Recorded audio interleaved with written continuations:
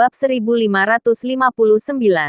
Jurang juga menatapmu. Tentu saja mereka tahu. Bahkan dua orang. Mereka baru saja menyaksikannya sendiri.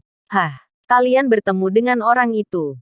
Raja Suros melihat keanehan pada mereka.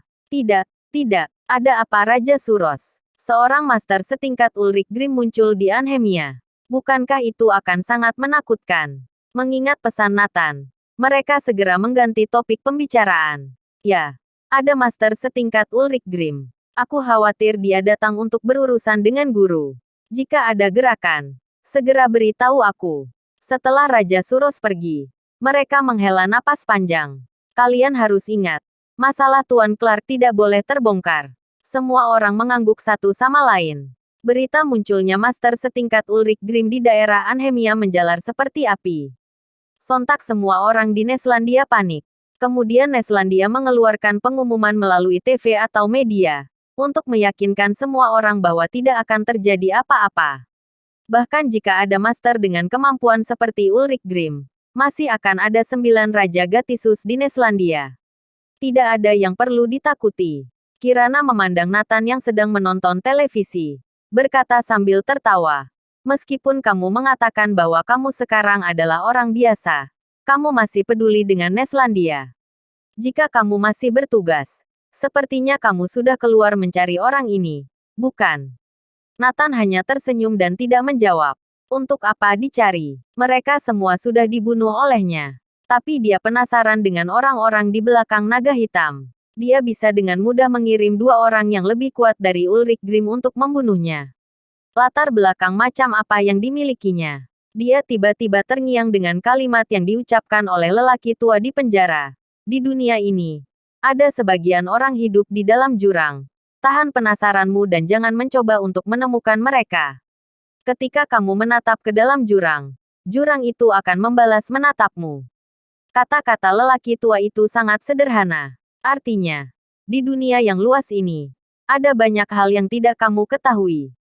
Termasuk hal-hal, orang-orang, juga rahasia dan sebagainya. Sama seperti lelaki tua di penjara. Sejauh ini, Nathan tidak mengetahui identitasnya. Lelaki tua itu seperti dewa, maha kuasa. Tentu masih banyak keberadaan di dunia ini yang tidak kamu ketahui. Saat ini, orang di belakang naga hitam adalah puncak gunung es misterius itu. Fiuh, Nathan menghela napas panjang. Pantas saja data naga hitam tidak bisa ditemukan sama sekali. Semua informasi mengenai anggota aliansi revolusi kebebasan lainnya sudah ditemukan, kecuali naga hitam. Itu menunjukkan bahwa latar belakangnya menakutkan. Berada di luar batas normal. Bahkan kekuatan tersembunyi seperti 4 wangsa tidak dapat membayangkan keberadaannya. Entah master apa yang akan mereka kirim selanjutnya. Nathan bergumam pada dirinya sendiri. Dia sangat berterima kasih kepada gurunya. Jika bukan karena dia, Nathan pasti sudah lama mati. Musuh begitu kuat. Dengan cara apa dia melawannya? Jauh di pinggiran kota Fluetan di Neslandia, ada sebuah desa kecil yang tersembunyi di pegunungan yang tertutup salju. Ada rumah kayu di mana-mana. Di sebuah rumah kayu, beberapa orang sedang duduk dekat perapian. Orang-orang ini adalah orang-orang yang berlatih Tai Chi di taman. Sial. Mereka gagal. Orang yang pergi untuk membunuh Nathan Clark kembali menghilang. Saat ini, seseorang datang dengan berlari dan berteriak keras. Setelah ayah naga hitam mendengarnya. Apa? Lagi-lagi menghilang. Apa kamu tahu apa yang terjadi? Yang lain juga bertanya. Orang itu menggelengkan kepalanya. Aku tidak tahu. Aneh. Orang yang pergi untuk membunuh Nathan Clark kali ini adalah 2 master yang lebih kuat dari Ulrich Grimm. Bagaimana mereka bisa menghilang? Kecuali 9 Raja Gatisus bergabung. Tidak ada yang bisa melawan keduanya. Cahaya dingin melintas di mata ayah naga hitam. Jadi, ada master lain di sekitar Nathan. Bab 1560. Kemunculan master maha tinggi. Kemungkinannya seperti itu. Kalau tidak, bagaimana mereka bisa menghilang? Ujar lainnya. Aneh. Kali ini 2 orang yang dikirim lebih kuat dari Ulrich Grimm. Bagaimana mungkin ada karakter di sekitar Nathan yang mampu membunuh mereka? Menurutku, kita tidak boleh bertindak gegabah. Lebih baik cari tahu apa yang terjadi terlebih dahulu, agar tidak menimbulkan masalah yang tidak perlu. Seseorang menyarankan. Pria tua berjubah hitam itu tampak marah. Jika membuatku kesal, aku sendiri yang akan membunuh Nathan Clark. Anakku tidak boleh mati sia-sia. Ya, adik ketiga tidak boleh mati sia-sia. Jika terpaksa, kita keluar untuk membunuhnya. Kedua kakak laki-laki naga hitam memancarkan aura pembunuh yang menakutkan.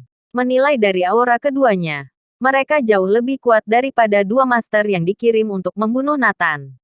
Tidak, kalian berdua adalah master tingkat maha tinggi. Begitu masuk dunia modern, akan menimbulkan kekacauan besar. Jika semua orang mengetahuinya, akan merepotkan. Sebelumnya semua master dinilai berdasarkan tingkat dewa dan maha guru. Misalnya Ulrich Grimm, dia adalah master terkuat di tingkat maha guru. Tapi masih ada tingkat di atas maha guru. Itu adalah tingkat maha tinggi. Tapi tingkat maha tinggi 100 kali lebih jarang dari maha guru. Saat ini, informasi tentang master maha tinggi disegel dalam ruang data paling rahasia prajurit Fradron. Sebagian besar prajurit Fradron belum pernah mendengarnya. Karena selama 100 tahun, tidak pernah ada kabar tentang mereka. Tetapi belum pernah mendengarnya bukan berarti tidak ada. Hanya dapat menunjukkan bahwa level kamu tidak cukup untuk berhubungan dengan mereka. Sekarang Nathan memang telah berhubungan dengan mereka. Master Maha Tinggi muncul. Rahasia Master Maha Tinggi telah jauh melampaui aturan rahasia militer. Rahasia ini berada di tangan segelintir orang. Periode waktu berikutnya cenderung tenang. Karena prajurit Fradron sedang menyelidiki. Dan ayah naga hitam juga sedang menyelidiki. Waregel masih menyelidiki penyebab kematian William kedua. Hanya saja ketiga pihak tidak mendapat hasil apapun. Orang yang bersangkutan, Nathan Clark, justru merasa santai. Tertawa melihat betapa sibuknya mereka. Tapi dalam waktu ini, Nathan memahami sebuah kebenaran. Seperti yang dikatakan gurunya, dalam kehidupan ini dia tidak bisa menjadi orang biasa. Begitu pula dengan istri dan anaknya. Jadi Nathan sudah mulai mengarahkan Nana dan Kirana untuk berlatih bela diri. Jika mereka memiliki kekuatan, lebih bagus bisa melindungi diri mereka sendiri.